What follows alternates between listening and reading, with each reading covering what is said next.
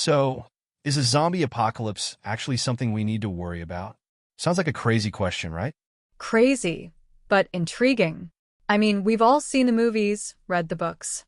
The image is firmly planted in our collective consciousness. But is there any scientific basis to this fear? Or is it purely fiction? That's the million-dollar question. Let's separate fact from fiction.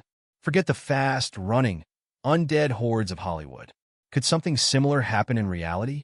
Well, the classic zombie, the one brought back to life through some sort of virus or magical curse, that's a definite no. At least, in the way it's depicted in popular culture. Exactly. We don't have any known viruses or diseases that can reanimate the dead. Cellular processes shut down irreversibly after death. But what about something that mimics the effects of a zombie virus? Let's talk about rabies, for example. It affects the brain, causes aggression, and can lead to death. While it won't reanimate you, the symptoms are eerily similar to the way zombies are often portrayed. True, and rabies is a terrifying disease. It's definitely one of the closest real-world parallels we can find. There are other neurological conditions, too, that can cause changes in behavior, such as aggression, but none that lead to a widespread epidemic of the undead. Right. But even if we dismiss the idea of reanimation, there are other ways a societal collapse could mirror the chaos of a zombie apocalypse. Think about a highly contagious disease, more like a severe pandemic combined with societal breakdown. That's where it gets more interesting and perhaps more plausible. A highly contagious disease coupled with a lack of infrastructure, medical supplies, or a functioning government could lead to a scenario that feels a lot like a zombie apocalypse, even if there are no actual zombies. Exactly. Imagine a highly infectious disease with a high mortality rate. Hospitals are overwhelmed, essential services collapse, communication breaks down, panic sets in, the breakdown of social order. That's the scary part. People become desperate, resource scarcity leads to conflict. It could easily spiral out of control, reminiscent of the zombie scenario we see in movies. It's less about the undead and more about the human response to a catastrophic event. It's a cautionary tale, highlighting our vulnerability to disease, societal collapse, and our own capacity for both compassion and brutality in extreme circumstances. Precisely. We've seen glimpses of this already in history. The Black Death, for example, decimated populations and caused widespread social disruption. A modern pandemic with similar mortality, combined with the interconnectedness of today's world, could create a truly terrifying scenario. It's not about the zombies. It's about the potential for widespread social and infrastructural collapse in the face of a severe crisis, and the preparedness, or lack thereof, that could make the difference between survival and utter chaos. So, while a classic zombie apocalypse is firmly in the realm of science fiction, the underlying fears, the fragility of civilization, the potential for societal breakdown during a crisis, those are things we should absolutely take seriously.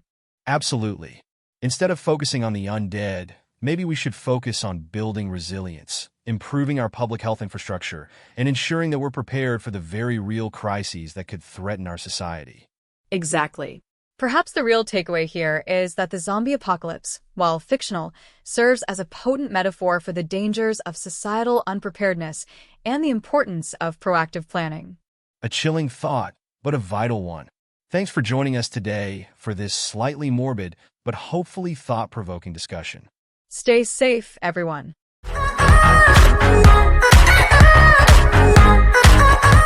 Let's analyze today's vocabulary. Collective consciousness. The set of shared beliefs, ideas, and moral attitudes which operate as a unifying force within society. Example, the image is firmly planted in our collective consciousness. Scientific basis. The empirical data, scientific conclusions, or assumptions that support a rule, regulatory tool, or regulatory guidance. Example, but is there any scientific basis to this fear? Or is it purely fiction? Fact. An observation that's been confirmed so many times that scientists can, for all intents and purposes, accept it as true. Example. Let's separate fact from fiction. Undead. supernatural beings which had at one point been alive and continue to display some aspects of life after death. Example, forget the fast-running, undead hordes of Hollywood. Shut down. If a business or a large piece of equipment shuts down or someone shuts it down, it stops operating. Example, cellular processes shut down irreversibly after death. Rabies, a serious disease of the nervous system that can cause death. Rabies can be passed on to humans by other animals. Example, rabies is a terrifying disease. Societal breakdown. Societal breakdown, also known as societal collapse or civilizational collapse, is when a complex human society falls apart.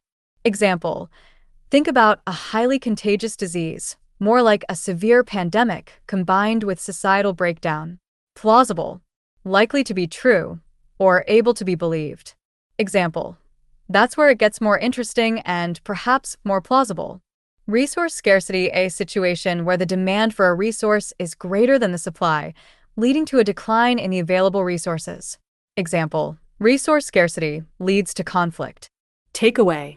A main message or piece of information that you learn from something you hear or read. Example, the real takeaway here is that the zombie apocalypse, while fictional, serves as a potent metaphor for the dangers of societal unpreparedness.